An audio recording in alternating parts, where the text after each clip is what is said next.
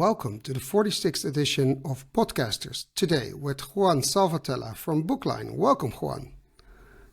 Thank you, Doran. Thank you for the introduction. Basically, I'm... Oh, please go ahead. I was going to say all the way from Spain, but you already started introducing yourself, so go ahead.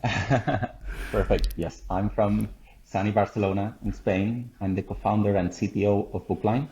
Our company specializes in providing a voice bot as a service solution tailored for businesses operating in reservation-centric sectors such as hospitality, lodging, or healthcare. Right? What we really believe that sets us apart from others is that we focus on a niche, we focus on restaurants, we focus on hotels, because we want to focus on providing the best experience there is for that specific use case instead of providing something more general. Now, when we thank you for that introduction of yourself, but when we prepared this call, when we got to know each other, you have a platform. You guys are expanding. You got a new investment. So basically, your platform could serve any type of customer. However, you chose to serve a niche, and on the one hand, that is I think a good thing because you specialize. On the other hand, it is also a risk. How, as an entrepreneur, did you come to the choice specifically to target that niche? And what do you think, or what is it bringing you as a company, or you as a CEO and CTO? By the way, I'm also interested in the double function. That's also interesting. You don't hear that very often. So yeah, if you could elaborate on that, I really would like to understand why you did that and what other companies, entrepreneurs can learn from that. So by the time that me and my other co-founder, Fede, decided to work on this, we saw that there were already generic platforms. So the very first thing that you hear as a startup founder is that you really need to find a pain to solve. And we saw the pain in the restaurant industry. So it's like we saw that there was something that we could do for them instead of trying to solve all the problems around there. So we focused on that one, and we began learning what was the problem there. Like 50% of the calls at the restaurant are not answered. Calls as in telephone, you mean? Yes. Okay. 60% of reservations are still done over the phone. So not being able to answer the phone is a lost opportunity to make a reservation, and it's lost revenue. So we focused on that, and we figured, and that's why we have the name Bookline, which means book, like in reservations. And line, we focused on voice because we saw many generic platforms that allowed you omni-channel capacities. But we knew that there was a specific problem on the phone for restaurants. So we decided to tackle that first. And what did it bring you? Because you chose the niche. You have several, or I don't know exactly how many, but you have customers in that niche who use your software. What did it bring you, and especially what value did you create for them? Because I think that's where the learning is. What difference did you make? Yes. Or do you make, actually? Not did, do. Actually, I did not know anything about the industry besides from being a consumer. So I went to restaurants. I was the one making the calls, and I never had an answer. And it really annoyed me. So I knew the problem from the other perspective, not so much from the restaurant perspective. So it was a matter of luck because I have a friend that has a friend that owns a restaurant. So we said, hey, can we have an interview? So we got together, and he said, yeah, there is a big problem. And he offered to be the first one to do it. And we are really grateful for that because before we were able to actually install the voice assistant in that restaurant, we thought that the problems that existed were totally different. So when you're trying to create something like this, we focused on being able to answer generic questions like, do you have a swimming pool? Do you serve kosher meat? These are the things that we saw on TripAdvisor that restaurants filled out. So we thought that this would be relevant, but no one actually calls for that. Everyone is calling for the same thing. They want to make a reservation, period. So the problem was there to actually help the customer, to help our customer, which is the restaurant, to be able to answer every phone call that they got to see if they could actually automate the reservation process. And that's what the pain that we are solving now. I would highlight 3 things that we are trying to provide to restaurants. The first one is you do not lose any reservations because you are not available. Phone calls are, you receive a phone call either during lunchtime or during dinner time. Why? Busiest time. Because, yes, that's when restaurants cannot answer because they are already very busy. But people call them because they know that someone's there. It's like, I called at 10 a.m., no one answered. I figure that at 2, someone will be there, right? So they focus all the calls, and this generates a dynamic where the line is busy, and everyone keeps calling, and it generates a lot of frustration. So the very first point that I wanted to highlight is that we allow the restaurant to not lose any reservations. The second one is that we allow them to forget about the phone and focus on delivering the meat, the stuff to the table. And the third one is that you can make an extension on all the efforts that the marketing teams on restaurants are doing already in, for example, in creating a persona. For example, we have a client that is a Mexican food chain, right? They are called Auntie Juana, like in Spanish, it's Tia Juana, right? So we have created a Mexican voice because they are a Mexican restaurant. We have, whenever you call, he calls you niece because, or nephew, because she's supposed to be your auntie, right? So we created this persona that allows them to continue all the efforts that they have already done on the website, social media, and all of that. So it's like these three things. Don't lose any reservations so you get more revenue. Automate stuff so that you can focus on more added value tasks, and continue the efforts on your image that you're already trying to project. That last one is an interesting one, because in the previous podcast we discussed about the voice of the brand, which is normally very, very hard to get into a chatbot or a voice bot. And basically what you're saying, you've integrated the chain of the customer experience, whatever he experiences, that it comes back in, well, if there's a voice system or a voice bot, it comes back in the voice bot. Now, I think that kind of integration is probably an exception, because it's very hard to do. Because what if you have like a French restaurant in Spain? You would have the guy talk in Spanish with a French accent. I think you might enter into some discriminatory problems here. You get personas that people are not so happy with. So I can imagine that is a thing. But does that same experience, you also do that, for instance, in WhatsApp or in Telegram or what have you, in chat applications?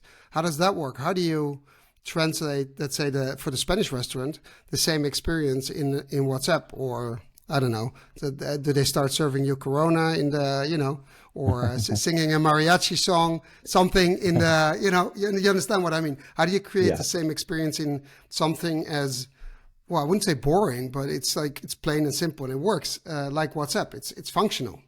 It's something as functional as WhatsApp. You need to be very creative on how to transition there, because it's much easier with voice to project this image. What we do on WhatsApp with this is that we add emojis like the maracas, like these are the things that you can do there that you cannot do on voice. But sometimes it just goes to being able to present the assistant with a name. That helps a lot, and providing this small cues that makes it personal for that specific client. And this is what really makes our relationship more engaging, especially with our customers. Every customer that puts a name on it, that doesn't churn. Like, they are all really excited about it. So we try to emphasize this to sales agents, so that whenever they close a deal, they need to put a name on it, because then they never go away, because they feel this relationship with the voice bot, even though that it doesn't exist. We have this, just let me make a comment on what you said before. We have a Japanese restaurant, and we try to do what you mentioned. Like, we put a name. I imagine what happens. And it felt the most racist thing that you can imagine. So we shut it off. Like, we did not do that in the end, but it was a really interesting thing to try out. But what we saw is, we have a restaurant in a very small town in like deep Spain, and everyone in the town knows the voice bot, and they call it by its name because it's a really different thing about that place that no one else has. So these are the things that help not only us but also our clients to make this more interesting to try out and use. And this is what makes a voice bot company actually useful, is that people use it, right? This is a really interesting thing. But it's important to stress you don't only do voice bots, you do text bots as well. Yes. And it's as important. And there's nothing I can imagine. I mean, if you look at the current generation, they don't like to call. They like to use text. So I would imagine that if you help a company in the current way we do things, that you need to have both, because you need to cater to both needs. Maybe the older generation that wants to use a voice bot and enjoys it and has fun, and the younger generation is like, I don't care, just give me the text bot, it's easier, I want to type and get an instant response and a confirmation, and that's it. Because there's one advantage to having a text bot in the conversation, that if you get a confirmation and an address and stuff like that, you have it in text. If it's in voice, then you still need to send some message, SMS or whatever, to confirm. So I imagine you do something like that. You ask for, the phone number. You ask, can we send the confirmation there? So people have that. So you would still be using text to confirm. So that exactly. For me, that would be a reason to use the text part. Yes, exactly. That's our cue to go from voice to text. Basically, we automate the call, but we send the confirmation over WhatsApp. So that's where the relationship begins, because now we are inside their phone, and whenever they want to make a reservation again, they do not call. They just ask on the same confirmation message that they received, hey, I would like to repeat again, right? And we are trying to kind of grow on this relationship between the restaurant and the client, so that, for example, one of the most problematic things that the restaurant industry has today is that people don't show up. They make a reservation and they don't show up. And this is a very big problem for them. So what we're trying to do is, once we have created this reservation, we call them the same day just to confirm that they can come. If they by do the not machine, reply, you call them by the computer calls them, software calls them, or it's a human? No, software. You know what they do in Holland? They have people actually pay a certain amount of money to confirm the reservation, and they deduct it from the eventual bill people pay in the restaurant, because the no-show problem you just stated, it turns out people would reserve in 3, 4, 5 restaurants, and then we have a place everywhere, and then no show. But then for the restaurants, that's extremely expensive. Empty tables waiting for the people, and then try to call them, and sometimes they give a wrong number or whatever. So they say, okay, you can get a reservation. Sure, no problem. Please, we have a certain system for banking. They send a payment link. They click on it with the banking app on your phone. You pay, and that's it. It's done. And the other side, you call them. That's outbound, and that's really interesting, because that's actually the first time I hear a company doing both as an integration, because what I hear a lot of companies do inbound, and some companies do outbound. I had a podcast with a French company, and they used the outbound part to confirm the appointments, the doctor's appointments, and they went from 40% no show to 0% no show for their customer, because if the customer can't come, they immediately can make a new appointment, and the system knows, we can call someone else to tell them we have an opening. So no empty spaces at the doctor, and no unhappy patients. But the commercial side of it, if once you're in their phone, do you, or maybe you already do that or envision to do that? Let's say a restaurant has some downtime, right? They say, okay, we have reservations are slow today. I don't know, whatever. So they have like a marketing campaign when they say, okay, the customers that come relatively often, we send them a special offer as a thank you for. But at least they have tables filled, that they're selling food, maybe at a I don't know, 10 or 15 or 20% discount. Doesn't matter, but they're still making sales, and stuff is happening. Is that already being done, or is that something you envision? Because that's actually a lot harder to do Yeah. the right way. It requires Yes, much more. actually, we haven't done it yet, Ah, but it's on our plans. Basically, what we're doing today is that we automate either a phone call or a WhatsApp message to confirm the reservation, but also what we're doing is after they have come to the restaurant, we send them a brief, questionnaire so that they actually say from 1 to 5, how was it? And if they say 4, and we know that on Google they have a score of 4.5, we don't say anything. But if they say a 5, we actually engage them and tell them, hey, write a review, right? Because this will actually help increase the score. So we are kind of tampering with that, just encouraging people that are really happy to write a review. But this is working really well. And we want to expand to things as the ones that you mentioned so that they can grow on this relationship. But if the restaurant overdoes it and they do too much, people will stop, like they will block it. They don't want to be getting so many things unless I, they engage with it. yeah, I understand. Otherwise, it feels like stock. But 2 points here. You just said that customers that give a low grade or a low amount of stars or whatever you want to call it, you don't say anything.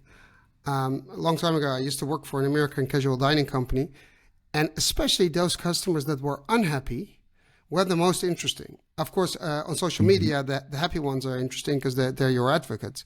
But to learn and how to improve, you need to talk to and communicate with the customers that are not so happy, because you need to understand how to get them to that 5 or people like them.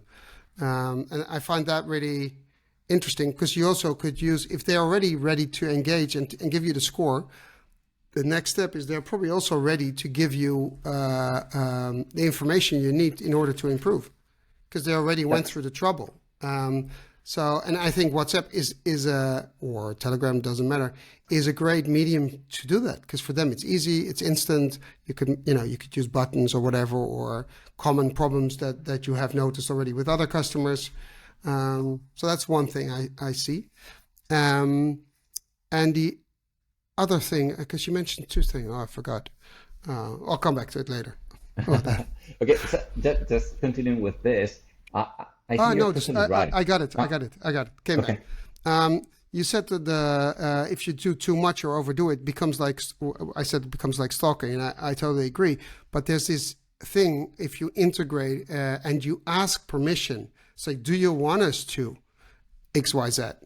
And if they say yes, you say, okay, how often? Or so you actually do whatever they want. And once you do that, it's not stalking, it's by choice. First of all, then you're legally, it's fine. But the other thing is you're doing something they ask you to, or they can set it. So like, okay, I'm on vacation, so don't stalk me. But next week I'm back. Feel free to let me know when you have low, not many tables sold. I'm interested in a discounted dinner, whatever. That's a really good point. Thank you. Actually, you could ask, Shall I send an empower the invoice? user. Yes, Shall I you send an should. invoice? If it works, I will Oh, pay. result-based fee. I love that. Yes.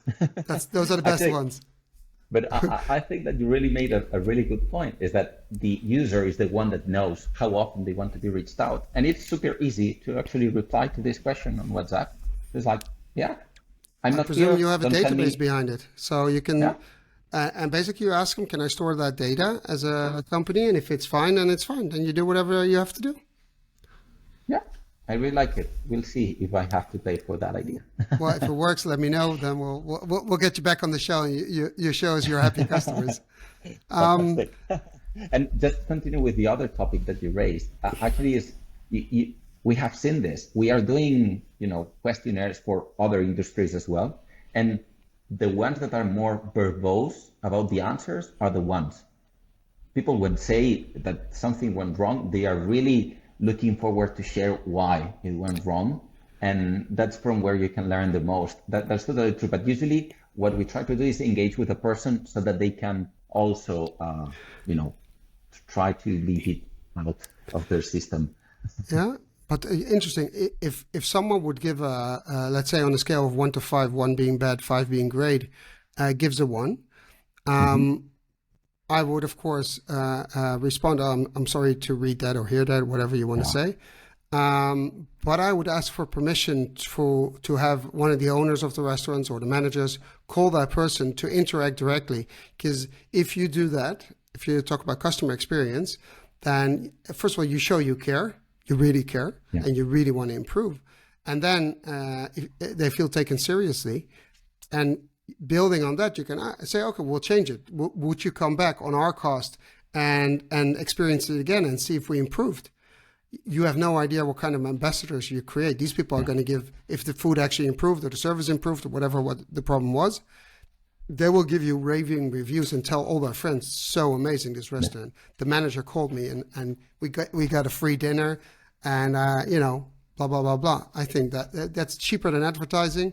And it works better like a charm on social media. Yes, I think that this is a really good idea. We should try it out with one of our customers. And I will get back to you. Maybe you can invite me again and I can share that experience. Because... you know what? I'll come to Barcelona. We'll go to the restaurant and experience it together. Okay. Good. And on the spot, we will reply in WhatsApp. We'll record it or whatever. We'll figure it out.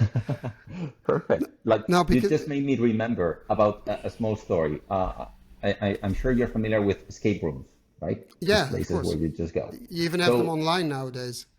Yes, exactly. Actually, in Corona time, they built them online. Yeah, that's true. And so I recently went with my family to one, right? And there was no one there. It was on a Sunday. No one was there. It was closed. So I called, and actually they just fell asleep, and no one was there to open up. Right? I wouldn't say it's stereotypical because then I'm going to be in trouble. Was it during siesta time? No, it was before siesta. Okay, but with the current temperatures in Spain, I can imagine people want to taking a nap. Yeah. So the thing is that they took this and own it, and they said, go get a beer, I will pay for that, and you wait, it will be maximum 30 minutes, and then we will refund it, right? So they converted this bad experience to an ambassador, because I remember that I recently wrote a review saying 5 stars. I just completely forgot about the problem and focused on the experience that I had afterwards. So I think that this kind of engagement is really important, and if we can bring it to WhatsApp or whatever channel to enforce that idea, I think it's a really interesting thing. I think it should be the combination between technology and actual people. But here's the thing. If the one that is calling, manager or owner or whoever, or employee, that is not genuinely interested, but actually calls because he or she has to, the person on the other side of the telephone will feel that. And if you don't feel it's real, you actually make it worse. So it only works if people are genuine or genuinely interested and really open to improvement and open to feedback, how unreasonable it might seem. Because as an owner, say, but we do this and that. Don't try to just accept that they have feedback, write it down, take it in, research it, give feedback to the person. We found out what the problem is. We're going to fix it. This and this date. You're more than welcome to come back and on our expense. I'm pretty serious and sure these people will take a photo or a selfie together with the restaurant owner and say how happy they are with the service, and everything is forgotten. And as of then, it is a great restaurant. And same goes for hotels or any other type of hospitality business, because as digital as you can make it, it's all about the experience. Yes, exactly. I once went to, which is really interesting. I once went to, in Amsterdam, we have this restaurant, and it's really amazing. It's completely run by blind people or people who have a disability with their eyes. So you actually have dinner in the dark. You do not see a thing. It's about you experience what they experience. But the people who serve you, they're blind or bad-sighted. So you go in, you all of a sudden you're in their world. And, I have some food allergies. So you have to completely trust them. You told them what you can't eat. And you have to trust them that it's actually right. And it's actually an amazing experience. And these people go through extreme trouble to explain you what you're eating. Because first, that's the other thing. You don't know what you're going to eat. You just told them Wow. what you can't eat, and they explain you what you're going to eat, and you have to have confidence that it's actually that. So That's a really interesting thing. it is an We have it interesting in thing. Barcelona as well. Yeah, and it's all about the experience, and that's what Yes. I'm trying. They make it extremely personal, and I think that's what the combination of technology and actual people is. That is the customer experience, and by no means it's just digital, because in the restaurant it's not Yeah. digital either, and people make the difference. Yes. So that's that. And then the other thing you said in the beginning, that there are so many platforms that I Yeah. see. I'm still amazed by every day or every week there are new platforms coming out all over the world, and everybody's shouting, I'm better than the other. Everybody's shouting, we implemented AI, we can do everything. And then you look at it, it's like, that's BS, I'm sorry to say. Or it's if you look at certain platforms and they charge you, I don't know, a couple of euros a month or a couple of dollars a month, you can't run a proper platform for almost free. It's impossible to deliver quality and uptime and innovation, because we both know how expensive that is to innovate. And you code yourself, so you know how much hard work it is, right? Yes. And So you told me you even code while crossing the street. yes, actually, it's like there are so many platforms, and they are all trying to compete for the same niche, which is create a platform where it is so easy to create something that it's almost already like plug and play, right? So it's But generic, you mean?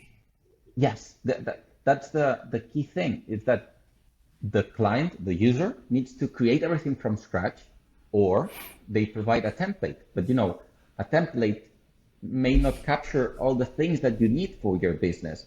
So you need to worry and you need to understand how a bot works. You need to learn about what is an intent. You need to learn about the different ways the user may say something. And this is not a restaurant will never know about this unless they are, nerds like you and me. They will never understand this. And they need someone that provides something tailored for them, that doesn't speak this jargon, these tech words that they will never understand, even though that it's super easy and it's plug and play.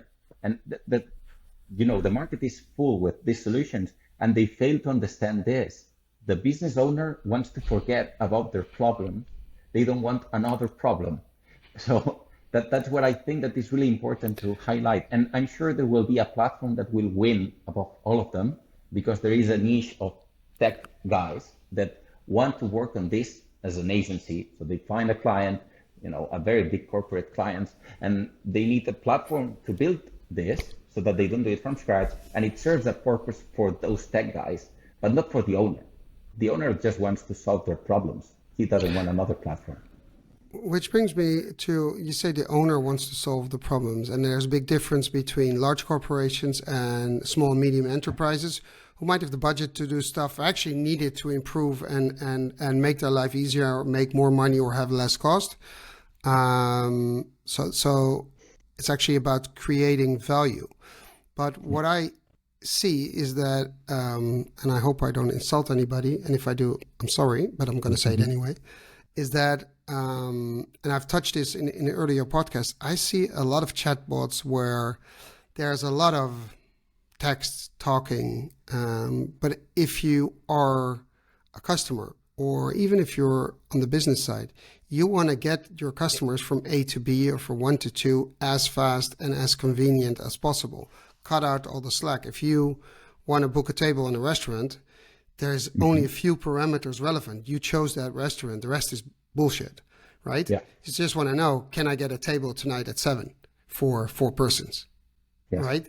And you just want to fill out those parameters, get a yes or a no.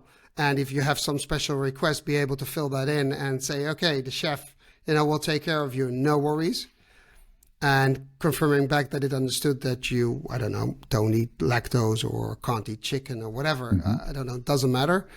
That's it. That's fine. And you have it, in the text message you have as a proof. No, this is what you told me.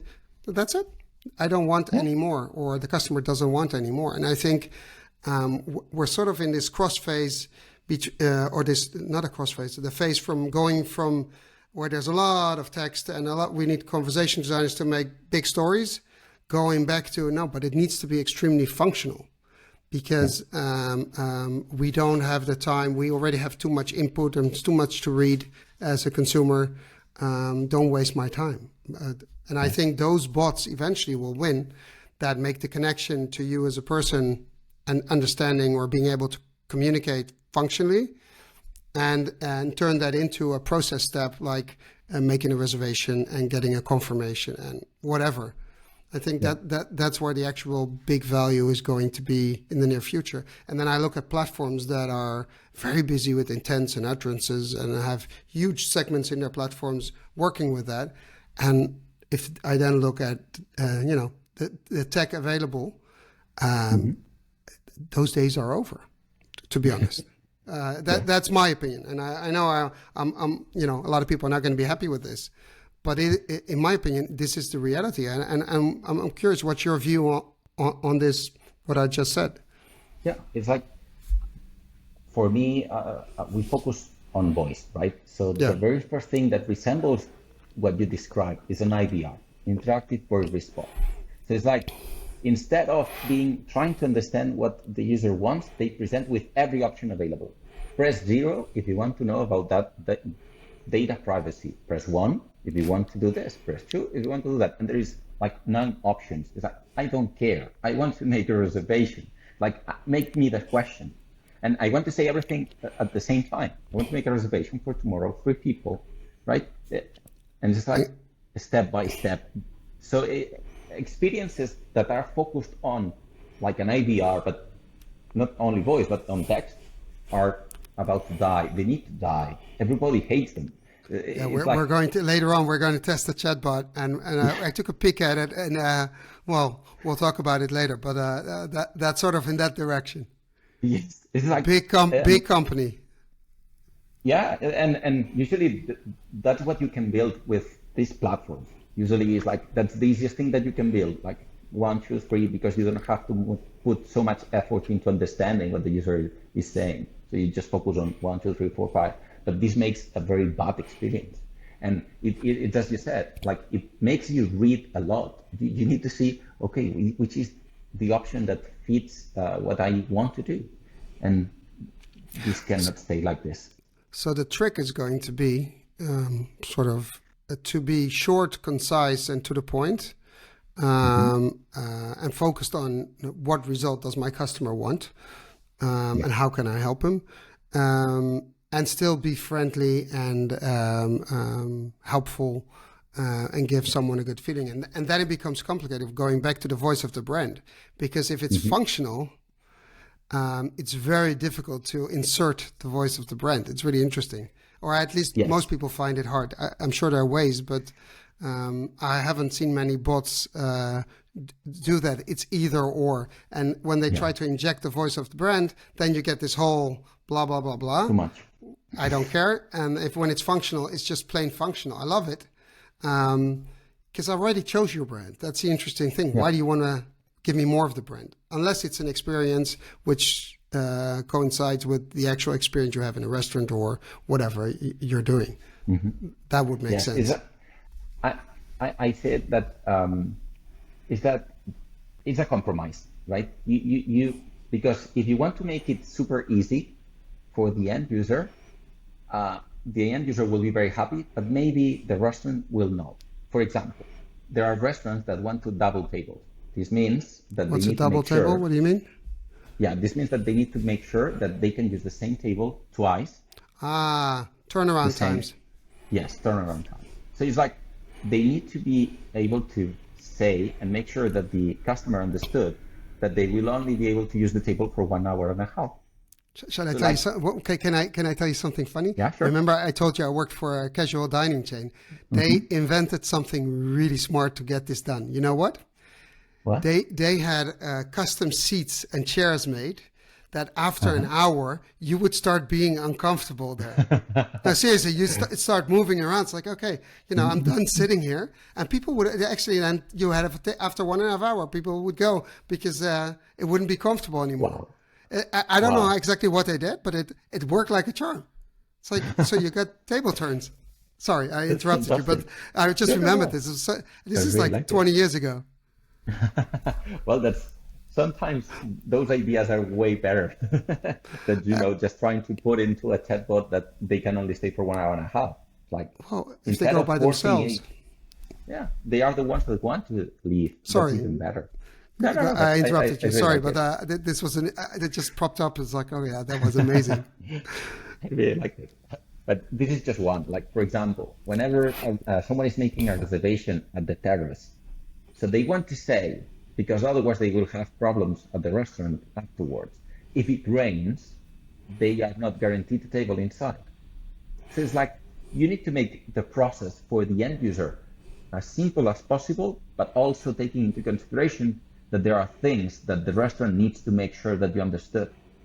And this is a trade-off. And if you have to fill in also what you said, the voice brand, like the brand, like the voice of the brand, it's like very difficult. And usually people that are not working on this cannot come up with this stuff. So that's why our focus on, voice bot as a service. We have created this for you. Like we tick all the checkboxes, right? And we just allow you to customize it to how you want it. For example, in Spanish, we have tú and usted, which means like formal or informal way of speaking. So Yeah. for a certain kind of restaurants, this is very important.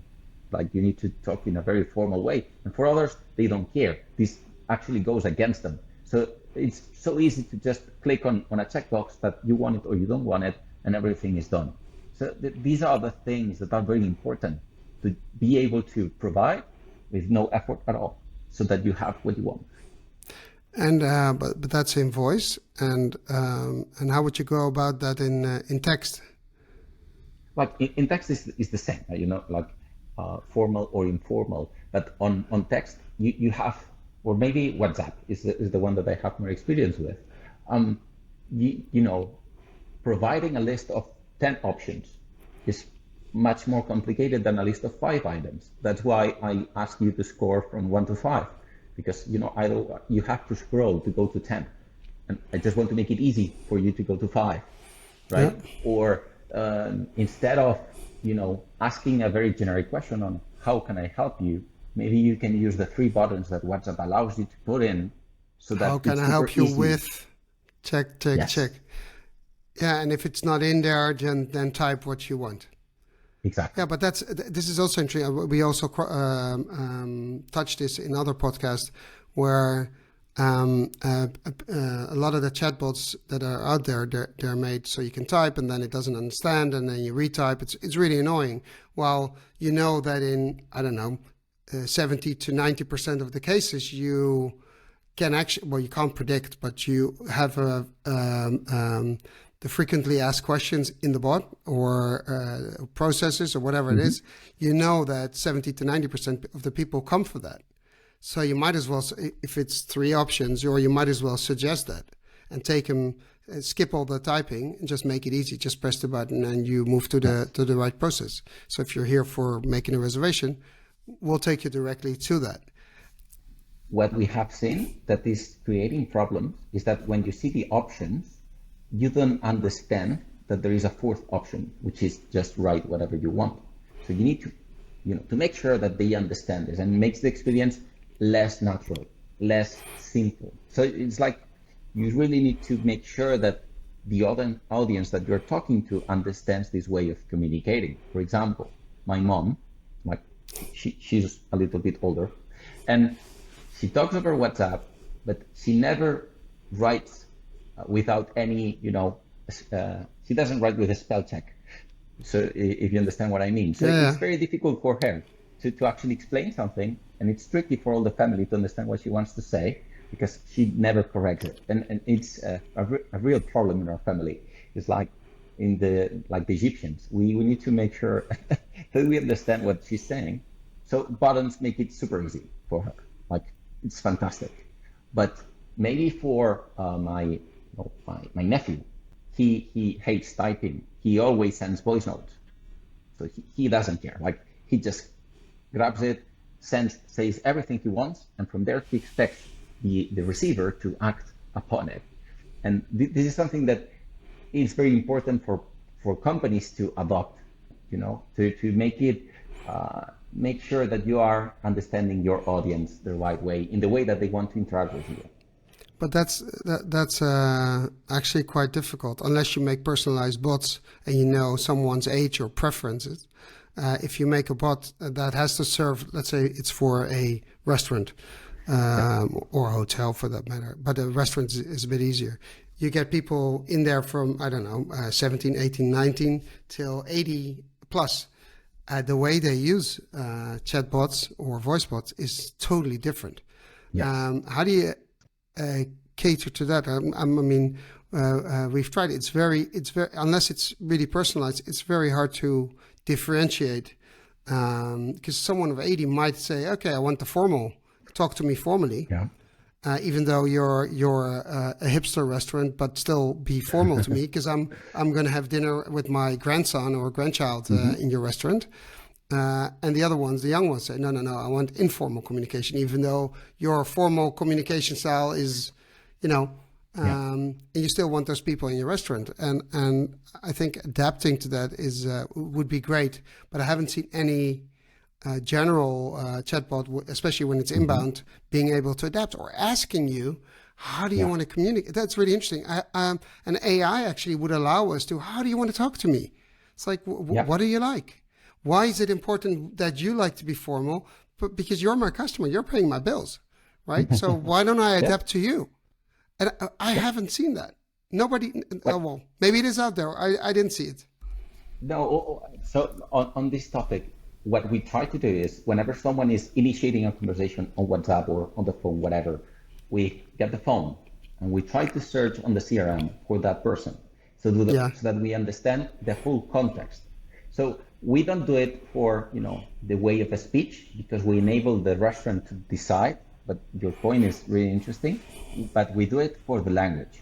And this is really important for countries like Spain, where we have Catalan, Basque, Galician. It's like for those people, it's really important the language. And if they talk to you in Catalan in the past, the next time that they talk to you, they expect that you remember and that you talk in Catalan again, right? And this is something that you need to continue having. And that's when we rely on CRMs, right?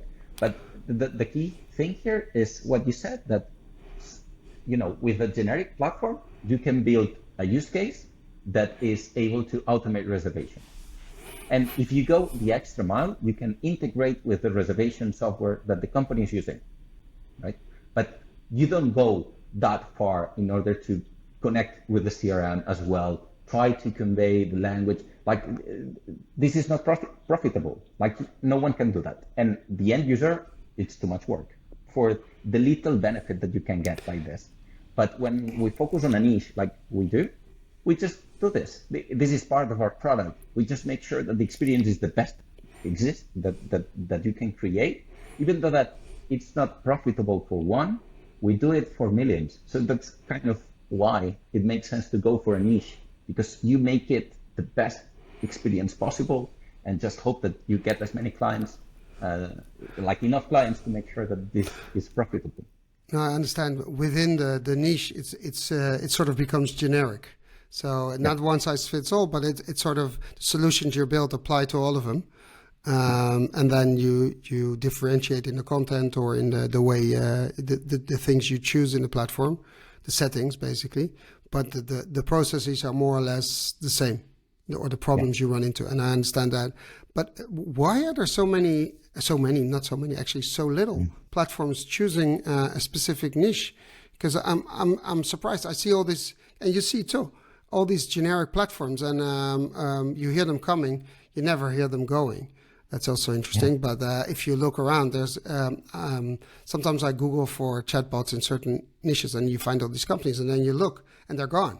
So they are coming and going. Also, although we never hear much about the going. In order, you're also an entrepreneur, and we talked about that. You recently finished a financing round, so you're innovating, and that of course is a good thing.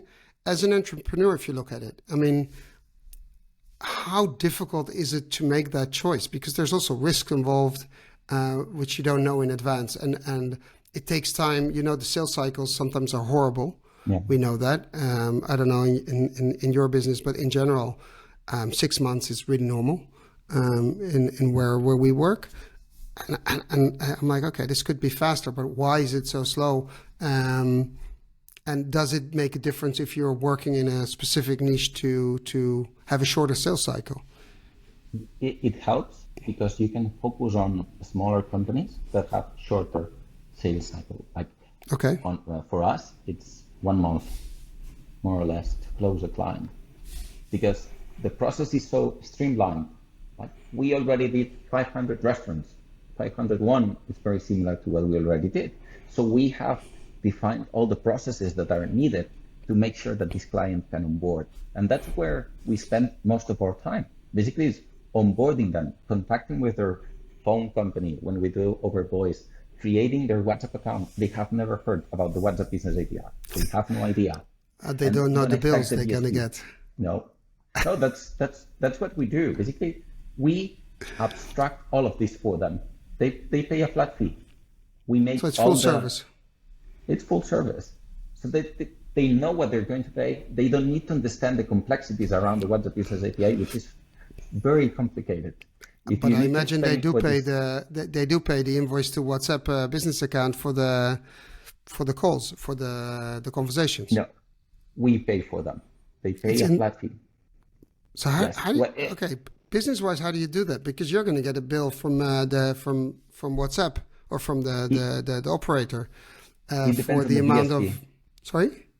It depends on the BSP.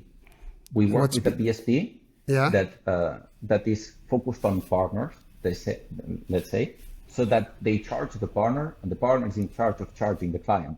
So you're the partner in this case. Yes, exactly. And you have integrated an X amount of conversation in your pricing. But what if it's more? So let's say Yeah, sorry. Yeah.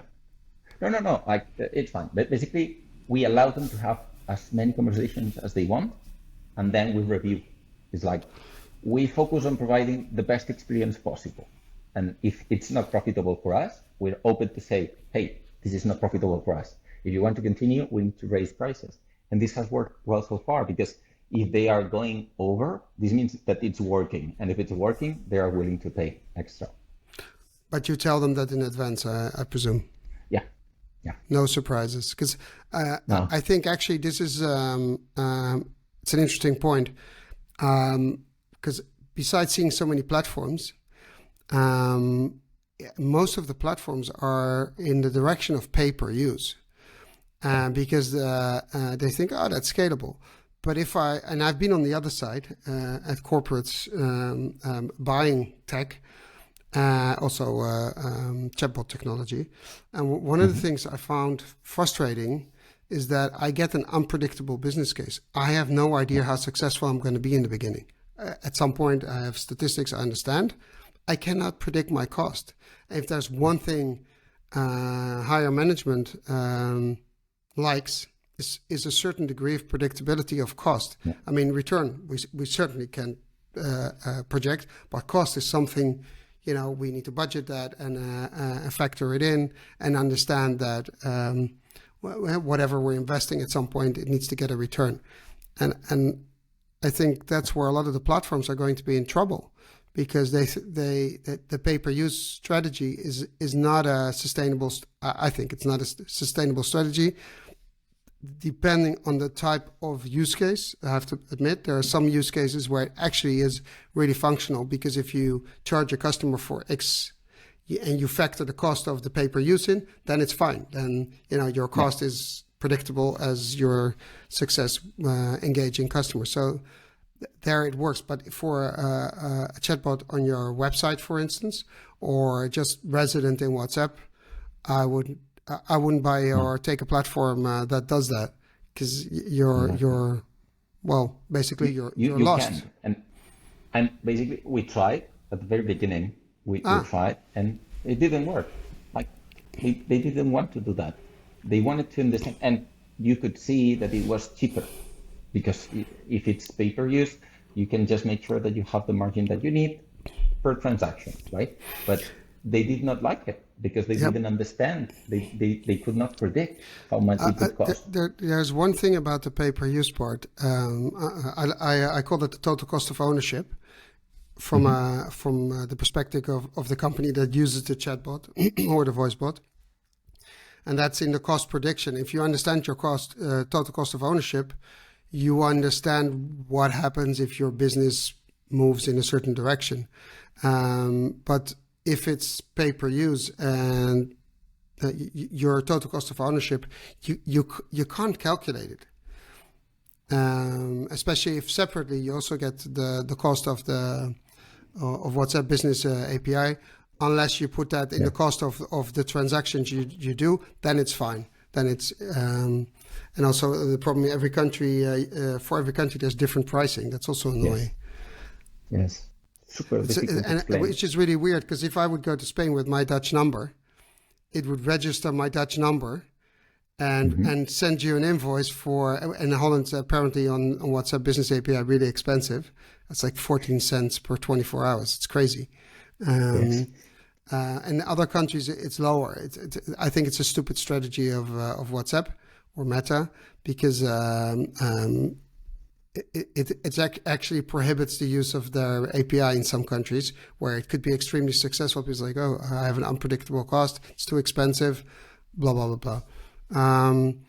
But in this case... on that point is that the prices are very similar to SMS. Basically, they're trying to raise the prices as much as they can so that the comparable alternative is at that same price, at least in Spain. That's how it is targeted. And you can see that there are other countries that unless you make it very, very cheap, you do not do anything at all. So I can understand that they are going into that direction, but it's very, very complicated to understand, and you need to be in the business to actually understand how they build. And they are still iterating on this. I've seen, I think, 3 pricing models already from Meta for this, and they are still trying to figure it out. Basically, the latest efforts that they are doing is on mixing ads on top of this. So basically, click to WhatsApp ads is what they are trying to achieve now. So if they are successful on this, the fee for WhatsApp is included in the ad, so that it's kind of free if you do the ads. So it's like they are still trying to find their way, and I agree with you that they are making it too complicated to make companies get on board into this, especially when there are other alternatives that are either free or much, much simpler. Yeah, so I imagine maybe this is a shout out or a call out to Meta on WhatsApp. We'll tag them. Think about to make our lives and our customers' lives simpler and get the usage up because everybody's already there. Just charge a flat fee and don't if you. I understand you want to do it pay per use. I get that, and it's to a certain degree it's acceptable, but make it predictable. Don't charge me a different like. For some African country, it's dirt cheap because there they don't have much income. And for a country that's rich, that number you charge the world. It doesn't make sense. It's actually the volume will come from those countries that are rich. So make a flat fee, make it acceptable. And I think you will see the use go up or the use cases go up. And they probably make much more money by doing that. But anyway, that's free advice to Meta, right? Yes, I share this. And if you look at what we're talking about WhatsApp, do you see we now have a lot of chatbots on websites, etc. Do you actually see, especially also with the introduction of AI, do you see everything moving to platforms like WhatsApp and Telegram and what have you, with chatbots using AI? Because at some point, but that's more my vision, online advertising and SEO, it's all going to be obsolete because you get a more concrete and concise answer using AI or LLMs or whatever you want to call it. What do you see happening? So on LLM, the Yeah. challenge that they need to face, and I'm not sure if it's fixable, is that they need to be able to, display the source, because they provide answers in a much better way than any other search engine, but you cannot be sure that they are not hallucinating. So I use, for example, ChatGPT every day. I'm a programmer, as you said earlier, so it's very good for programmers and copywriters. I would say that these are the two professions that they can use ChatGPT every day and get a very good use of it. I But use it too. basically, it is really good. But the problem is that you cannot be sure of that everything is 100% correct. And I see this with programming. For example, when I ask for something very simple, it generates the code that fixes it and does it very well. It's fantastic. But when I need to interact with an API or something that is more structured, it makes up things that doesn't exist.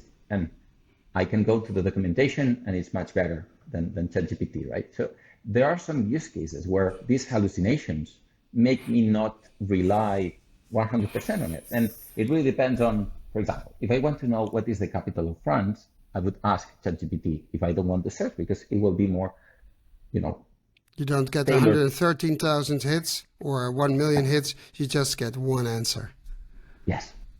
And I feel like this is the case, but it cannot replace the other search that you could do for something different, where you need the source, where you need to be able to go into a little bit more details. My strong conviction is that we will develop and are developing tech that will just do that and allow us to use LLMs safely. However, there was some research that I think only one LLM actually was within the boundaries of the European AI Act, which is not law yet, but will become law. And that's kind of interesting, because that means they are hallucinating. They cannot recreate. They have they're not consistent. So with the same parameters, I would get a different answer because the model develops. So that is a thing. But I'm pretty sure, and I've seen stuff being in development that can actually do that, and it will allow you to do it safely, even behind a chatbot. And well, if that happens, then we basically revolutionize the whole thing. Because why would I use a search engine if I just can get the correct answer on the specific topic? I see, and that's what I see happening. I see the same thing, like you said. I work in a niche. I see that happening as well in the way we search. It's like, okay, there's this bot that is specifically in this area. I can ask it anything. It knows everything about that. And if I ask it to tell me, I don't know, what is 3M, it won't know, because it doesn't have that in its realm. It can't access anything or tell me anything about it because it doesn't know. And it just tells me, I don't know, that's not within my limits or the data set. And I think that if we can do that, then you can implement it safely. Also, if you can explain how you got to that answer, Yeah. and then it will be a different thing. Because let's philosophize a bit on this, because it's actually interesting. Now, I'm a tourist, and I come to Barcelona, and I see that one of the restaurants I go to has a chatbot, and I want to reserve a table, let's say 8 o'clock. And if I could ask that chatbot, it's like, oh, by the way, what else is there to do in the area of your restaurant before I come to the restaurant? Or are there any nice bars after I go to your restaurants? Now it becomes interesting. What do you do? Yeah. So we have integrated with ChatGPT for those specific cases that you just mentioned. Is that everything that is not under our domain, it needs to go to something like that. And I totally agree. And the problem that we're trying to tackle on that specific area is that hallucinations don't matter. It's like, it's okay. I mean, you just ask about recommendations for a club afterwards. No one's going to die. That's okay, right? But you cannot afford, for example, while working with hotels, right? We have developed this FAQ part of the bot because people usually call and don't make the reservation online when they have questions. And basically, it says, if you don't have a swimming pool, I'm not going to make my reservation. So they call first and then they make the reservation. So it's like you need to embed this, and it is business critical to provide the right answer. And basically, if you ask ChatGPT about this, it will just pretend like any hotel. So they will reply if you don't, and it is as he said, like if you define the things that they know and the things that they don't, you can control it, and that's the way to go. I totally agree on this vision, but sometimes if you provide too many restrictions, he ignores some of them because it's not, a rule engine. It in some ways it acts as a rule engine, but if you provide too many rules, it cannot control all of them, and it says things that they should not, right? So I agree. controlling it is complicated. And I think the problem lies in the way we use the models, and there's different approaches, and there will be different approaches to harness the power of the models. They're actually very powerful, but I think that we do not understand enough or are creative enough to find different ways of implementing it and safeguarding it. And I know there's some innovations on the way that are probably game changers. So that would allow you to implement such features, because it might be the reason why I book a table at that restaurant. Yeah, so exactly. Because after having that bottle of wine, I can walk to the club without, having to walk for 30 minutes because it's next door, right? Yes, and get more that's wine. true. I don't drink, but it's the thought. And I think because we have all this tech, we should make our lives and the lives of our customers easier. That's what it's all that's what it's all about. In my opinion, that's how you create value, but also sort of stickiness. That's why people come back. You've done a great job. You made my life easier. Thank you. I'll be back. And that's how I envision the tech and the whole AI LLM sphere creating value for not only your type of customers, but in general. If I'm allowed to share a little bit more of Sure. our long-term vision, is that we are focusing on a niche, right? Restaurants, but also we're working now on another niche, which is hotels, health, logistics, kind of taxis, right? And once you have this whole, domains under control and you know how to serve them properly, you're actually able to cross-sell between them. For example, you need to go to the dentist. What if you are 80 years old? You usually make a reservation for a taxi service. And I you knew need this was one. coming. This was like the easy one to, and the next one is when before you go to after the dentist, we'll take you to have lunch somewhere Well, after the could be. dentist. It could be. And there are people that just travel to destinations to eat, right? I do that. I Yeah. go to a place because I want to try out that food. So I make the reservation in the hotel. It's like, oh, would you like to make a reservation on a nearby restaurant? And it's like we are able to not just automate and all that, but also create revenue opportunities for our customers, That's cross like sell, personally. Yeah. cross and upsell.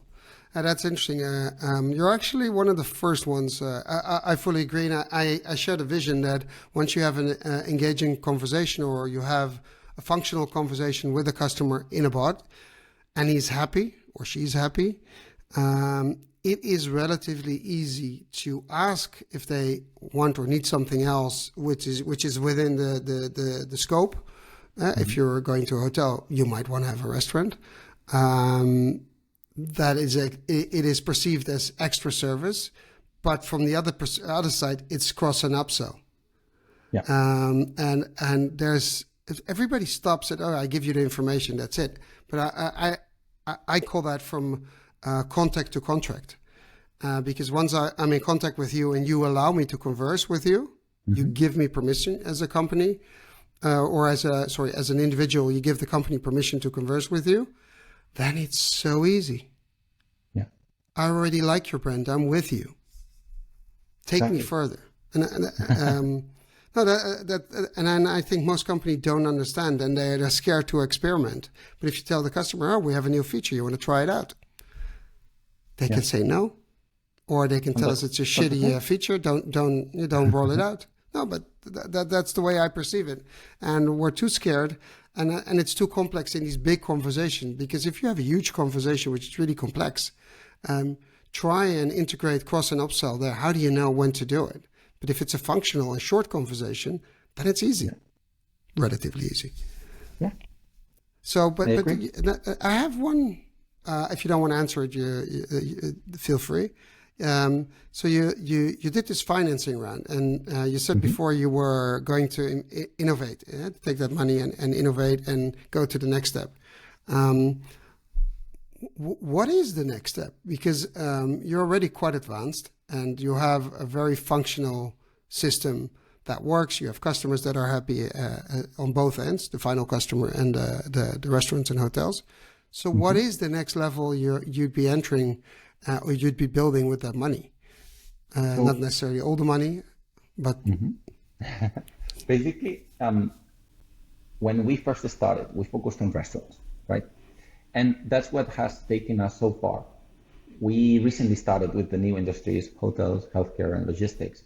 And that's what the money is for, to create the products there. Because when you want to solve the use case for a specific client, you need to focus on all the things around it. For example, in the restaurant industry, it's not enough to be just connected with one reservation system. You need to be connected with all of them. You need to create partnership agreements with all of them so that they are the ones referring to you. You need to educate the industry so that they understand what is the value behind AI for them. Because now, after ChatGPT, it's kind of easier. But when we started 4 years ago, no one would actually understand the word chatbot in a restaurant. They didn't know. And it was really difficult. And to make someone trust you, and this is especially true for the phone, because as I was saying before, 60% of reservations are still over the phone. So it's a very big channel for them. How do you convince them to rely on an AI, something that you don't see, someone you don't know, to automate this for you? So educating this is really difficult. And the efforts on marketing, basically, we need to compete with the shit experiences that all the others are doing. So if you had an experience where press 1, press 2, press 3, like that's their perception, you need to make sure that they understand that this is different, that this actually works, and focuses on providing value to them. So that's where we want to put the money that we recently got, is that into building the product for these industries and making sure that everyone understands the benefits that they can get from it. So basically, you're adding niches to your product lines. Yeah. Yes. That's interesting. And you're mainly focused on Spain, right? Yes and no. Basically, we did this because we could focus all the team here, but this is something that I cannot share yet, but with a very big restaurant industry player from Europe, we are finalizing an agreement, and this will help us grow in all the countries around Spain as well. Let me know when you get there. Happy to do so. And now this is another thing I find interesting. Do you only work with Spanish people, or do you have like an international team working for you developing? Mostly, like, if you want to work for Spanish clients, you need, in this sector, like conversational, you need to understand Spanish. So most of the team speaks Spanish, but it's not, everyone is not from Spain. We have some people from either Argentina, Colombia, which is but they're Spanish-speaking countries. Yes, but also from, for example, Moldavia, like people that have learned Spanish as well. They provide a very different insight, and they also, this is kind of more of a joke, but they speak other languages that we want to integrate as well. So it's like they have native help us speakers in Spanish. but we look for the future as well. And everybody's situated in Spain, or people are in their native Yes. countries? No, everybody's in Barcelona. From like Monday to Thursday, everybody works in office, and on Friday, everybody from home. Okay, and that's interesting. We're not going to start the discussion about the working from home and working from the office discussion. There's actually one question I would like to ask you about it, because I presume in COVID time or Corona time, everybody worked from home, right? Well, it was easy. There were only two people, my Ah, my partner and me. So yes, okay, everybody from home. okay. So Yeah, that's it. So you actually grew because of Corona, of COVID. yeah. So before you made a question that I actually did not answer, basically you said, why do you think there are not so many niche companies, right? I have to say that we died 3 times, right? Basically, it is very difficult to focus on a niche, and you need to go to, you need to reach a certain point where you get this confidence that it actually works, that you're actually solving a real problem. Because we could see it, but if you only have 5 clients, it's not enough. So COVID is I'd say, the second time that we died, because all our clients were restaurants and they all closed. But after, the restrictions were lifted off, we could see that all of them got bad, because that really meant that we were providing value, because And the if problem they thought wasn't about gone. us afterwards, yeah, The basic it problem was still wasn't gone. there. Exactly. And then So it took off, right? After that. yes, So this yes, is interesting, because these are the struggles of an entrepreneur running a tech business. Um, and how is that for you, dying 3 times with your company? Not literally dying, but sort of yeah, going to the edge and then, not going yeah. over it, but just before. It's because I should have stopped. Like I consider myself a very rational person, and I should have stopped, but I was there. So it's like I couldn't, and it's very difficult to say.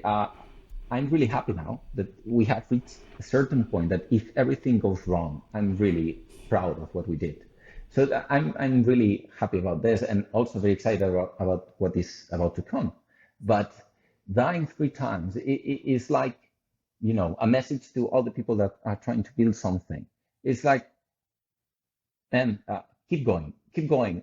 It doesn't necessarily mean that you will succeed. It will mean that, if you don't keep going, you will not succeed. That's for sure. So it's Right. like, continue as long as you have the heart to continue. And I have to say some words for my partner, Tede. When he's down, I'm up. And when I'm down, he's up. And So this you're is something that is, complementary. You are actually yes, really complementary. yes, we are always shouting to each other. But that's a But Spanish thing, right? yes, yes. Okay. But I have to say that without him, this would never exist. And we are totally opposite, yin and yang. That's how everybody sees us. Well, And it's really important to rely on someone that is like this, that can help you grow when you are not able to. it's interesting. I don't know if you saw what happened. If you look back at the podcast, you should really look at your face and your eyes. What happens when you start talking about the dying 3 times and then where you are now? It's really interesting, because you're radiating proudness and wow, it's beautiful to see. So compliment for you. Thank you. And you probably, if your partner talks about you, you'll probably say the same thing. I would I hope imagine. so. I hope Well, so. you could ask him when we get out of the podcast. I will. Yeah. And then when he says no, then, we have a different discussion.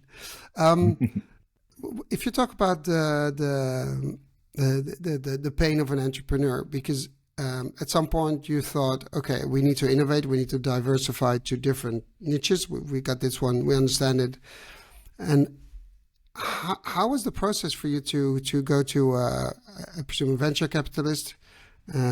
Was it venture capitalist to get a certain amount of money? And in these times, although everything that spells AI, IA or AI doesn't matter, there's a shitload of money going there.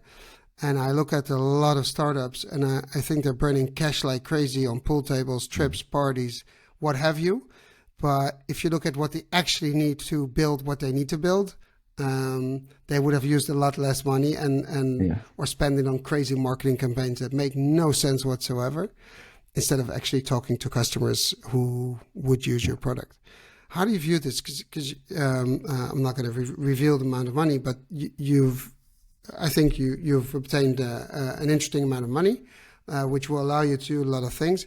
How did you go about to explain the venture capitalist the value you create and convince them of, okay, but we are actually different? Because I think that if I look at what's happening, these companies, these venture capitalists are looking for different approaches to existing problems, proven technology in the sense it can be new, but it needs to work.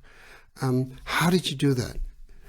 So we did not reach out to venture capitalists, but kind of very big business angels, in the sense that we have not followed the typical path here. And I think that we can share that we have raised 1 million. It is not the amount of money that everybody is raising in AI. No, it's okay. It's okay.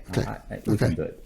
And basically, when I'm checking this out in the news every day, is that 50 million, 100 million, it's crazy amount of money. And I'm not so sure exactly why. It's like when we created the business plan for us, it was very obvious. And like we asked for 1 million because that's what we needed. It generates some expectations on when you're raising 100 on what you're about to create.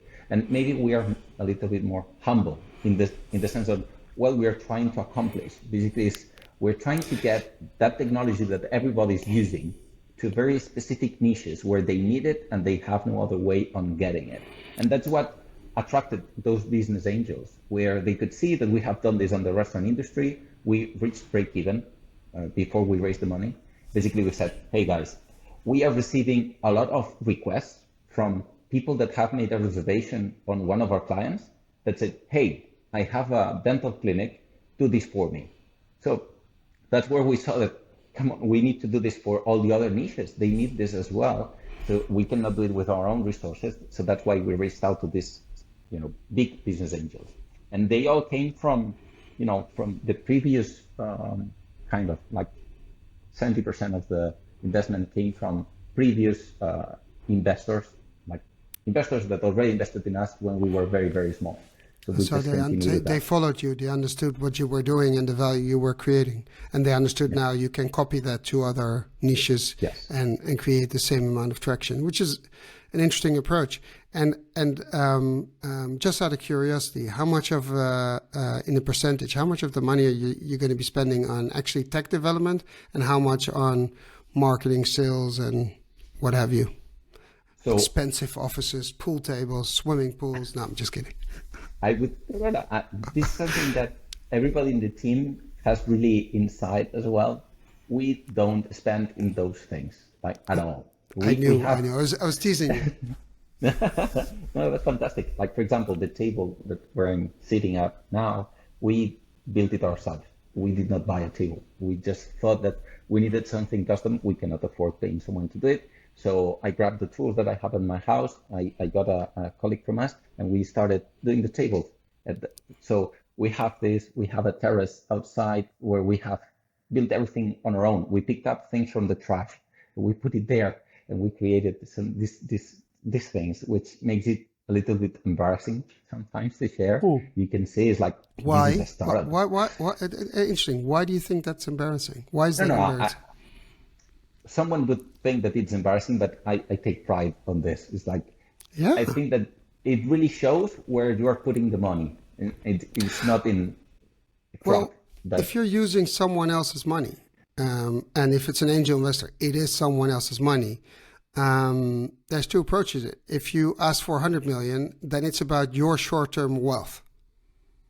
I'm sorry to say that because I think that's then you create a high value, etc. And sometimes a company might be worth it, but if you are modest in that sense, then it's more about the long-term result and that you're building towards it. And then it's easier if you achieve it, the landmarks or the things you want to achieve, the KPIs maybe a better word. it's easier to get that next round of funding, maybe even against less shares you have to give. Because they understand you're actually creating the value. You're not wasting their money. And I think that's what we see happening, that those kinds of moral values, understanding it is not your money. That money is only there to help you grow the company and create value for them. It's not for you, it's for them, which is not a problem, because if they get value, you get it too. And I think that moral dilemma, because of the interest rates that went up, so the opportunity cost for a venture capitalist or an angel investor is I could put it in the bank or I can invest in you. What return are you going to give me eventually? I think that's what changed. And I think it's beautiful to hear that you made your table yourself, you picked up stuff in the trash or whatever to create things. It also shows your employees that we're not about wasting money, we're about creating value. And in the long term, everybody profits. And if we're not successful, well, we've done our utmost and not spent too much money of someone else in being not successful. Yeah, that sounds horrible, I understand, but that's what it is. But I have to say that this is the unpopular opinion. Not so many people in the startup world think about this. Is that not for me? Like, that's why I do it. But I've seen other startups that invest a lot of money in things that maybe is not so don't matter. Exactly. And there is a topic that maybe is not something that we should be discussing now, but it's very difficult to get interesting people to join your startup. It's really difficult. Your staff, to get some. Yes, because especially in tech, everybody is like paying so much money for those guys. And how do you compete when you do not have enough resources? Unless you raise millions, you cannot compete there. So you need to find something that it makes them feel, part of something. And when you are the owner, it's very easy. But make someone feel part of it is not so easy. And it's culture. Finding ways to do that, And this is really difficult to build, but it's interesting what you say. I think part of the problem of the staff being so expensive, first of all, good tech girls and guys are scarce. But the other part is because so many startups got such big funding, they were able to spend such shitloads of money on salaries and perks and whatever and it's not realistic anymore. So I think some of them they have too much funding to succeed. It's the opposite. If you have too much funding, you might, because you stop being creative. You have the money in the bank. What do I care? Yeah. It's like, nothing is a problem. So you don't think about things twice. You probably have to decide. It's like, am I going to spend this on hiring a new guy, hiring a consultant in some field, a freelancer, or buy more expensive office furniture? Yeah. Just crazy things, or have a lunch brought in from an exquisite restaurant every day, which is, I don't know, instead of going to the supermarket and putting everything on the self-made table, right? I'm not sure if you guys do that, but just because it sounds like you have a culture where you guys sit together over lunch and discuss stuff, but not work, but about yourself. Like, so it sounds a bit like a family type of company. That's how I see it, and I'm really happy that you understood it, even though that you have not been in the office. This means that at least I explained it very well in how it is for us. I derived that from previously when I said you started radiating, the way you looked and or appeared when you were talking about this. There's this spirit behind it, that entrepreneurial spirit, the way you view your entrepreneurship and your company and where you're heading. That is a certain culture, certain style, and I don't even think you need words to express it. Actually, you live it. It makes me very happy. Oh, thank you. I'm glad I was able to do that today. Yeah. Which talking about being happy, why don't we make each other really unhappy? Because you suggested we test a chatbot, and I took a sneak preview at it, and I actually was like, this is really not so good. And you confirmed it. We're not going to test it because it's not so good, but it's and we don't want to bash the company. That's not what it's about. I hope my idea is to tell them how they could improve. Mm-hmm. But there is something about it because it actually, and we didn't think about this beforehand. Actually, the way we discussed things just now, how you should approach a customer, is actually they do the opposite. Yeah. Right, and I think it's good to see how that feels and how that works, and then you're like, oh shit, that's not what I want for my customers. And it might be that they're only at the beginning of this chatbot, and it just needs a lot more developing. Somehow, I have the feeling, I'm not sure what platform is behind it. The platform doesn't allow them to do that kind of stuff, but maybe it does. I don't know. You have an idea which platform is behind it? Not really. Okay, really. But we couldn't see it. It could be, this kind of user experience can be built on any platform. I'm not sure if it's a very cheap one, so that it's very limited in the capabilities that they have. But it's something, trying to describe it to everyone, it feels like an IVR, right? You know what? Yeah. You know what then we're going to show it. What it looks like. It looks like it wasn't made by or designed by someone who understands the conversation. It's actually designed by someone who has built IVRs or that kind of solutions, or is on the phone and say, okay, how can I help you today? Blah, blah, blah, blah. Not being interested, actually being interested in the customer, just, get me out of here as fast as possible. I'm going to share my screen. It's going to be WhatsApp. And then we're going to see, and it is Tesco. You can see it, right? Yeah. So I'll read it so that the people who are listening on Spotify understand what we see. So it opens up with a message. I already tried it before. I deleted everything so we can start all over. It says, please type a number from the options below. Let me first type hi, see what happens. And it says, hi, and this is what I was looking for. Hi, I'm Little Helper. It's sort of an emoji of a robot. What can I help you with today? Remember to not share any passwords or financial details in this chat. That last line is really important. I'm happy they do that because a lot of companies don't. And then it comes, then we start. Please type a number from the options below. We said buttons are easy, and I understand in WhatsApp they're only limited to 3 buttons, but they have 8 options. So I understand they chose this direction in order to still be available to do all that in WhatsApp. Now they tell me 1, club card, 2, stock checker, 3, products we sell, 4, in-store shopping, 5, online shopping, 6, product support tech, and then 7, about privacy, 8, something else. You tell me, Juan, which one do we try? I would try, even though they say please type a number, I would try to say club card to see maybe okay. They are asking for a number. Here we go. Number 1, club card. And it says, thanks. The easiest way to check your club card details, update your account, and check your club card points, vouchers, and reward partner vouchers is on our app at, my God, difficult line, then a link to an app, or online at the club card link. I hope this helps. So it takes me out of WhatsApp, which, so interestingly enough, if I would have filled in my number, it could have picked up the data. But their policy might be that they don't want anything personal in WhatsApp. However, then it's just, I don't know. They're missing something. And then it comes, is there anything else I can help you with today? Please type a number from the options below.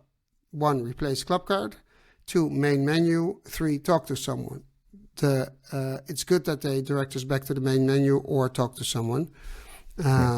So go back to the main menu. Yeah. Okay, here we go. And then we get the main menu, which we read out before. Shall we try products we sell? Okay. I have no idea. I didn't try this one. Just curious. Okay, Oh, maybe interesting. you What can would you check like the me stock. to help you with? Stock checker, which was also one of the options above. No, that was number 2. Product information. Okay. Product feedback and main menu. Okay. And interestingly enough, they left out here talk to someone. So they're steering the channels. I think one thing, it's functional and boring.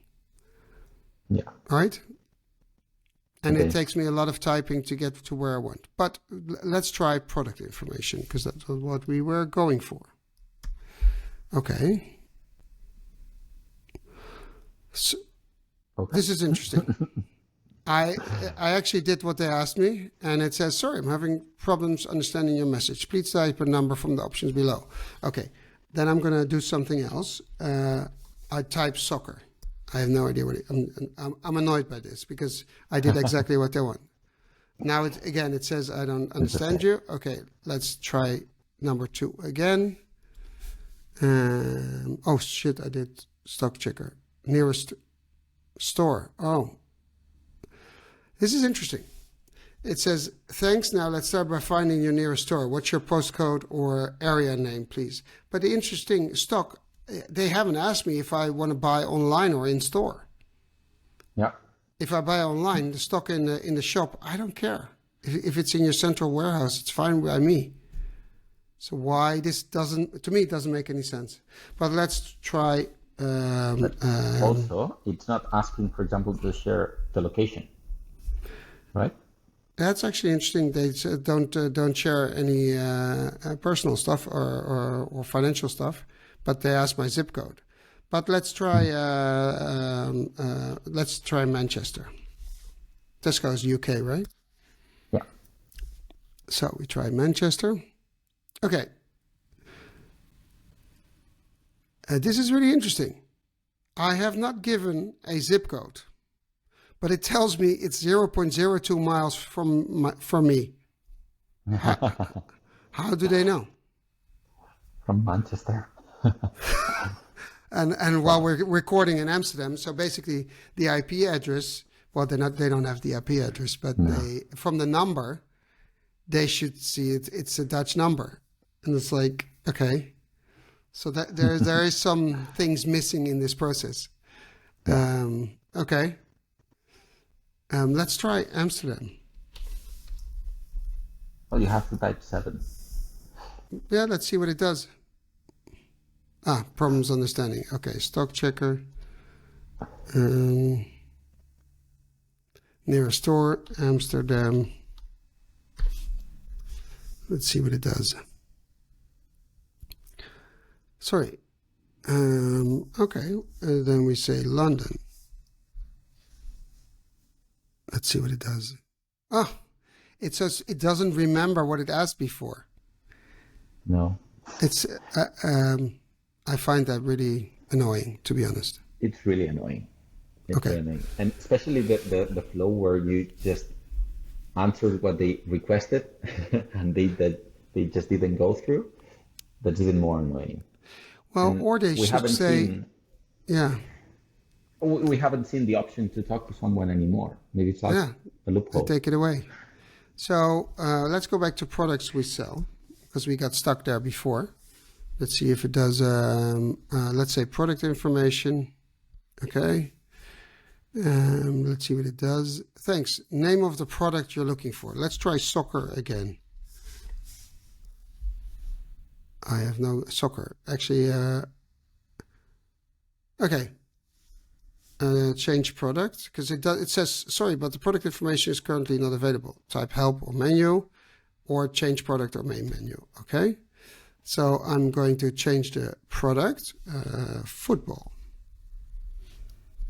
Let's see what it does. Tesco is, here we go. First, this is interesting. The first thing they say is Budweiser, lager. I asked for football, and their association is beer.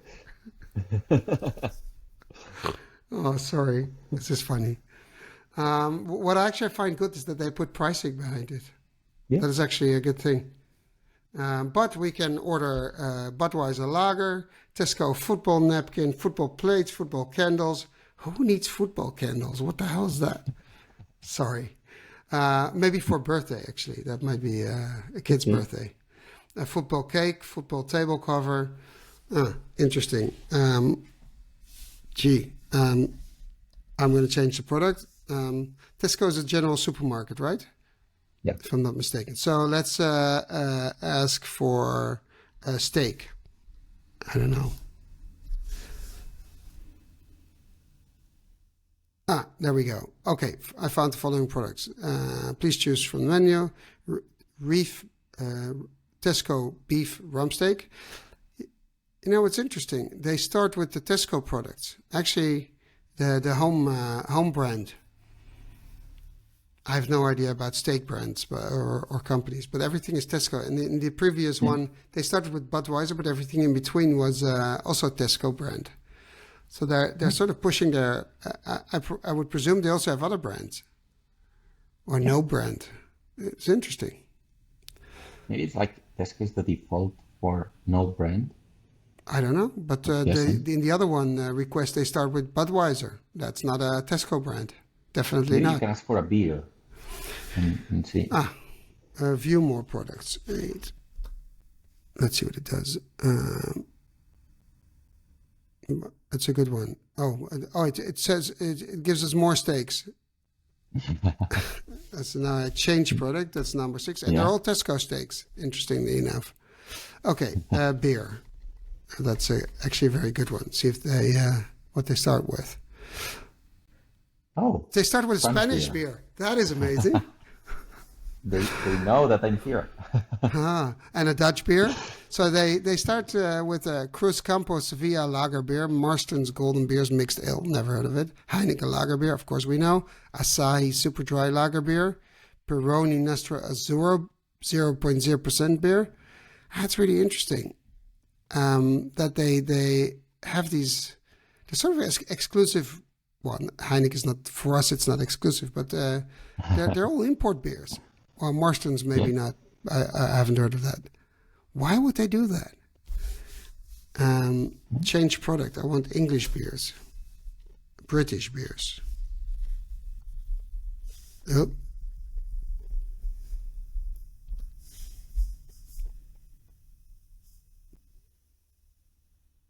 Stella Artois, Belgium. It's, oh my God, there's no, they're not trying to figure out what I'm saying. They just, I don't know what's happening here. Victoria Malaga beer, Brewdog, they're all specialties. Yeah. Okay, so we change product. We say lager. That's maybe British. I have no idea what. I was too quick. Oh, it worked. Heineken lager. You see what happens? It's unbelievable. I'm sorry. I'm a bit. Okay, let's change the product once more and then go something else. Potato crisps. That's in English, right?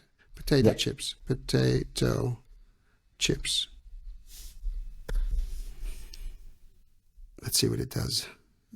Actually makes me hungry. Okay. I just asked for plain potato chips, or I should have been more specific. Change product. I want plain potato chips. And it offers me all these weird plain potato. So you can chips. Because before it offered us Pringles, salt and vinegar. That was the first one. Mm-hmm. And Kettle Sriracha mayonnaise potato chips, Tesco potato chips, sweet potato, Devon roast beef potato chips. Okay, I found the following products. Please choose from the menu. Okay, this is interesting. Tesco sweet potato oven chips. So I asked for plain potato chips. That means no flavor, just salt. And then it says McCain sweet potato fries. It doesn't understand what I'm doing. No. Or McCain gastro chips. That look at 700 grams. We know it's for in the oven. It's too much for a bag of potato chips, or 1.2 kilo. So it doesn't. It doesn't interpret. It just, I don't know. Probably too little intents and utterances, or not properly analyzing what we're saying and asking. Let's go back to the main menu. So that product... I would bet that they are just checking against an endpoint that they have that makes a search on their inventory. There is no natural language understanding at all. Maybe some, typical search and retrieve. Yeah, but there should be something in between analyzing what I'm saying and then looking in the inventory. What do we have that matches that? Or what category is it in? But we have no idea how their database is structured. So which one are we going to do? Okay, maybe online shopping. I knew you were going to do that. And actually, I was secretly hoping you would do that. And the last one, okay. How can we help you with your online shopping? Please type a number from the options below. Order queries, request a refund status, cancel an order, something else. What is something else? That's really interesting. But you tell me, you're in charge. Maybe let's try something else. Something else? You Yes. You want to try what it is? Okay, let's go for it. So we type in number 5. It's a bit like the lotto. Okay, I'll have to connect you with a real person to help with online shopping. So why don't they say live person? I need a few bits. Please tell me your full name. Let's see what happens. That's interesting. If an actual person takes over the conversation, we've had that before in a test we did with the IKEA chatbot. All of a sudden, we were in a live chat with someone who we recorded in our podcast. They had no clue. It was a lot of fun. Oh, tell me your name. I'll put in your name. No, Rowan. That's fine. No, I'll put in Rowan. I don't know. Okay, thanks. What's the first line of your address plus postcode? My God. First line of my address. It's QMI6. Let's see what they do. Great. It doesn't even check. Tell me your Nothing address. at all. mi6@gmail.com. I'm going to get in so much trouble. Great. Finally, tell me what you need in a few words. What do we need? Online shopping. What do we need? Special offers. Let's see if they have any special offers.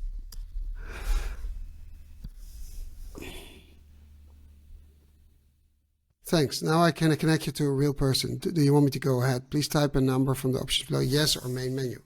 I'm not going to type yes because I'm not going to waste someone's time. But honestly, this is so bad. No filters. They're going to push all that crap we just put in all the way to an agent who cost them money.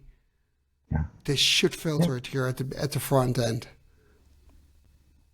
Well, that's my opinion at least. Yeah, okay, we agree. I agree. This makes chatbots feel like they are not useful.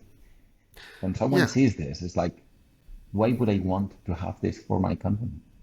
Yeah, I had the same kind of experience when we tested Virgin Atlantic. You would assume that's a great company with a great brand, with a great customer experience. However, the chatbot was like, come on. And it's the same thing. Tesco is a great company. There's nothing wrong with it. But there's no voice of the brand. They try to be functional, but it's actually dysfunctional. Well, the way I see it. So we go back to the main menu. A little bit frustrated, but... Products per tech. Why would I want tech in my chatbot? I'm really curious. Sorry, that's my... look at... Okay, take a look at our in-store FAQs for answers to our most in-store FAQs. How come in-store FAQs? We're not in-store, we're in a chatbot. And online is not in-store. It's kind of confusing. Okay, so basically they're not helping me. So I go back to the main menu, type a 1. That's what now they're actually okay with it. Now I want to know about privacy. Yeah. That's number 7. Something that it takes you to the website. 100%. Yeah, they want me in the website. I presume they just started with this chatbot, or they put it out there and never developed it further.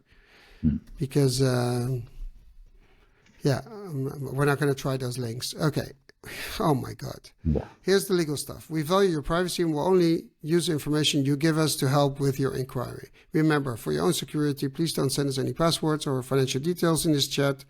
We process data as per Tesco policy. You can find out more here. And then I have to click a link again. I would have made this in such a way that, like, here are the 5 most important key things in our data policy. 1, 2, 3, 4, 5. And if you want to know more, please click here. Or if you want to download the privacy policy, click here and you get the PDF. You can read it yourself. Why make me go to the website? I understand you want me there, but I don't want to be there because I would have been there in the first place and not in WhatsApp. Yeah. Okay. Really I have frustrating. no. Well, it's exactly what you said. It's bots like this that sort of make people say that chatbots are not fun or horrible or whatever. And since they have a great brand, they have all the opportunity to make it a great experience. And, commercializing your chat or your chatbot, like in-store shopping. Oh, what product categories? Why, don't they show me the products in here? Oh, why didn't they show when we had the football products? Yeah. Why didn't they put any pictures next to it? Exactly. And WhatsApp allows you to show all this information. Yeah, and put a click on it and then have me straight to go and order. Yeah. But I think it's, they missed the mark here. I want to try one more. It's in-store shopping, and I'm really curious what they have to say about that. And then we have tried everything. So, again, sorry. What happens is we typed in the number they asked us to type. Oh, no, sorry. I forgot. I do it again. My mistake. No. Sorry. I made a mistake. Thanks. Now let's start by finding your nearest store. What's your postcode or area name, please? London. Let's give them a lot of options. They have no idea where I'm at. Unbelievable. Sorry. What we're seeing is a list of 5 stores with addresses. That we never told them where we're at. They just assumed something. I have no idea what, but they tell us there's a Westminster Express near us at 0.1 mile. We never gave an address or a zip code. It just assumed. As a customer, it's like, why didn't you know? I said London. So you gave me the space to fill whatever I wanted. Let's try Golders Green. Okay, change location. Sorry, I need to do the right process. And then I Golders Green. Okay. I'm not sure if I spelled it correct. Golders Green. See, now it makes sense. Okay. It says, okay, I found the following stores. Please type a number from the options below. Okay, let's try one. Let's try number 1 and see what it does. So okay, thanks. You have chosen Golders Green Express. What would you like to know about the store? Please type a number from the options below. Opening times, facilities, store location, stock checker, change store. What is facilities for a supermarket? What could you possibly offer? Sorry, I'm just, thanks. Seriously. An ATM, accessible car parking, accessible toilets, automatic doors, battery recycling, defibrillator. That's mandatory. Every parcel shop. Okay, free from. What the hell's free from? Gift cards. Hermes. That's a brand. Or something else. I don't know. Induction loop, kosher, on demand, wheelchairs. There's only a few of them that are actually useful. Why don't they ask me what are you looking for? Okay, yeah, we have it. Yeah. Anyway, sorry. This is the amount of steps you have to take to get somewhere. This is, remember we discussed a little bit earlier where you need as little text as possible and as functional as possible. So like, what do you want to achieve? It could have skipped all this. Yeah. And get us straight to where we needed to go. When you try to design a conversation, that needs to be handled by a chatbot. Like, you need to provide enough freedom so that you don't have to make the user think about the path that you envision for them. And it's also important to think about non-linearity, because when Yeah. you're designing an IVR, every step is connected. And this is let's say, a good IVR in the sense that only for one step that was not connected, you could always go back to the main menu and start over. Like, I've seen worse in that sense, but what is missing here is that it's not a conversation. It's a path that you need to go, bing, bing, bing. And if you miss, you need to start over, and that's a really pain in the ass. You need to think about it provides enough freedom for the end user to at least try, because it's also users need to understand that businesses cannot invest everything that they have to make this experience super easy. And it's understandable that they do not have integrated, I don't know, the stock. They have the amount of tomatoes that they have in every shop. Like, this is an Nobody unreasonable amount cares. of effort, right? But the thing is, you need to provide enough freedom so that at least they can try. And if you do not have it implemented, okay, you can fall back to an IVR. Like, okay, I cannot do that, but I can do this, this, and that. And from there, you keep iterating until the end user makes it where they want to go. But if, at the very beginning, you say, I want to know if there is wheelchair access for the store on London 49, right? They should be able to understand everything, check, and get back to you. And that's the best WhatsApp experience that you can have. And you didn't have to go to the website to search for everything. You did it in a natural way, as you So would if you knew Tesco is a person and you can ask. That's what we need to aim for. I totally agree. And the interesting thing is all the data is there. They have Yeah, everything. So it's not that hard to make, to be no, honest. But they need to take a different approach. And I understand you structure it. It's fine. Then it's predictable. That's cool. But make sure that within the structure you can jump and skip a lot of lines and then go to directly where you have to go and make my life easier. It's just too big a hassle. And I would have stopped earlier if it would have been just for me. But now I was curious how much, what else they could do to make it not so easy. yeah, Um, exactly. Juan, I stopped sharing. I thought it was, I hope you agree, I thought it was enough. Yeah, I was getting a bit sad, and I usually don't get sad.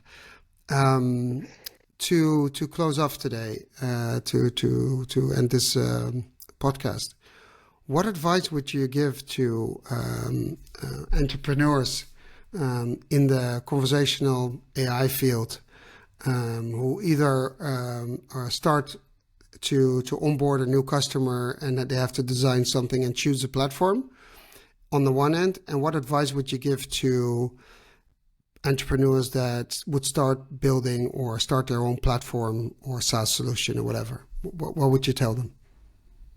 I would tell them that they should focus on the problem that is repeating the most and that is hurting the customer the most. So regardless of the platform that they use, they should solve the problem end to end. And this is where most people fail to understand, where they say, here is the chatbot. It's like, okay, I have no idea on how I can put this on my website. You need to help them. You need to onboard them to fix the problem. Don't stay in the conversational AI space. You need to understand the client that you're trying to help and help them, right? So this is something that regardless of the platform, because I'm sure the platform that you find will help you do that, but you need to go the extra mile to do it. And for someone that wants to get into the conversational AI space, it's actually really difficult because now all the media is here, right? So everybody is trying to build something here. And I would ask them to have a look into something that someone is not trying to solve yet. Because if you get into the LLMs now, everybody's here. And I have the feeling, I have maybe this idea that it will become a commodity. And even ChatGPT will fear this commodity. I don't know how to say it, but Monetization. exactly that word. Because everybody's there. and the winner will get a huge amount of money. But I'm not so sure that the startups that are raising money now will be able to deliver what they are promising. I'm actually really sure that they won't, because there is not enough for all of them. And all, so if you are a startup founder that wants to get into the space, try to understand how you can profit from all these companies competing so that they can provide the best technology to you. So that's where we are. Basically, it's like we will profit from the winner. We don't have to compete there. We will just participate in here. So I would I would advise you to find a niche, as we did, where only you are able to provide the best solution there is, so that you give value, you provide value to that specific segment of customers that are really happy to work with you, and make use of the best technology there is. You don't have to create something from scratch, but try to put all the pieces together and mix them in a way that only you know how to do it.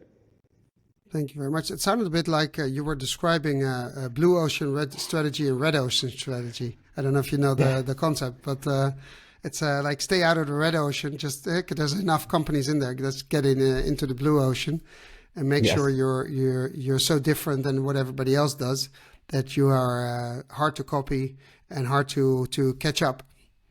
Yeah, exactly. And that it's not just about the technology, but it's the actual value you deliver. That's why companies want to buy your servers or your product. Exactly.